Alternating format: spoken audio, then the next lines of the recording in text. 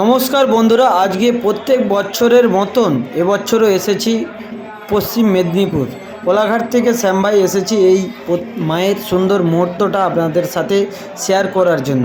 তো কমেন্টে সবাই লিখবেন জয় মা কালী, সবাইকে ভালো রাখবে। এবং এখানের মা কালী কিন্তু বিশাল জাগ্রত।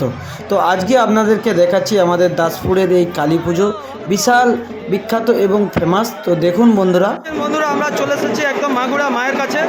তো দেখতে পাচ্ছেন বহু মানুষ একসাথে কিন্তু পুজো করছে, এবং যারা ডন্ডি ঘেটে এখানে এসে দেখতে পাচ্ছেন মায়ের কাছে পুজো করছে পুকুর থেকে কয়েক ফুট দূর